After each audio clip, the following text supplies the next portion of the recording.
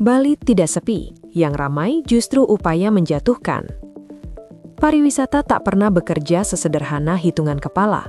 Ia tidak bisa disimpulkan dari satu sudut kamera atau 1 jam pengambilan gambar. Bali dan Yogyakarta kerap dipertemukan dalam perbandingan yang dangkal, seolah keduanya beroperasi dengan logika yang sama. Padahal sejak awal, arah pembangunan pariwisatanya berbeda.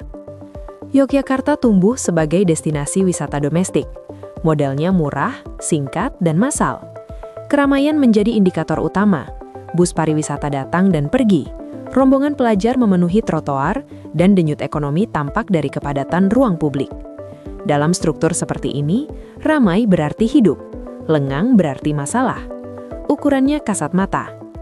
Bali lain cerita. Pulau ini hidup dari penerbangan internasional, lama tinggal wisatawan, dan belanja yang tidak kecil. Wisatawan datang tidak berombongan, tidak selalu bergerombol di satu titik, dan tidak selalu tampak riuh di jalan.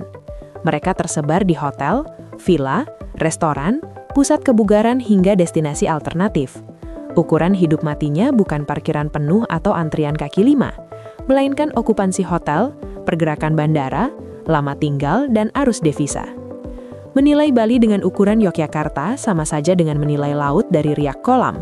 Yang terlihat tenang di permukaan belum tentu sepi di kedalaman. Tetapi justru kesalahan logika inilah yang terus dipelihara. Potongan visual dipilih secara selektif, jalan lengang di jam tertentu, sudut sepi di luar musim puncak, lalu disebar dan diulang hingga membentuk kesan menyeluruh. Di titik ini, narasi Bali sepi berubah menjadi breeding opini. Ia tidak tumbuh karena fakta, melainkan karena terus diberi makan. Algoritma menyukainya, sensasi membesarkannya, dan kepentingan tertentu merawatnya. Padahal di balik layar, penerbangan ke Bali tetap padat, kamar hotel tetap terisi, dan industri pariwisata masih bergerak, meski tidak selalu dengan wajah keramaian yang mudah direkam kamera ponsel.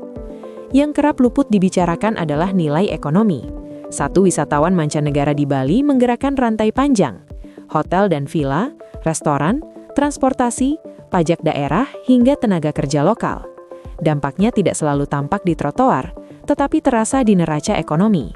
Keramaian domestik tentu penting, namun ia bukan satu-satunya ukuran, apalagi bagi destinasi global seperti Bali.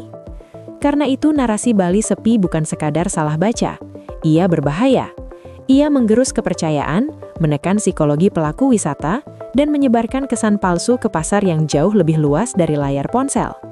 Dalam pariwisata, persepsi sering lebih menentukan daripada realitas. Sekali citra digoyang, dampaknya bisa panjang. Bali tentu tidak kebal kritik. Persoalan lingkungan, tata ruang, dan keberlanjutan adalah pekerjaan rumah yang nyata. Namun kritik yang sehat lahir dari konteks dan tanggung jawab. Membenturkan Bali dengan Yogyakarta demi sensasi bukan kritik, melainkan penyederhanaan yang merusak. Bali tidak sedang menyaingi Yogyakarta. Keduanya berdiri di jalurnya masing-masing. Masalahnya ada pihak-pihak yang sengaja membenturkan perbedaan itu demi klik, demi viral, atau demi agenda tertentu. Dalam ekonomi pariwisata, sensasi semacam ini bukan tanpa korban.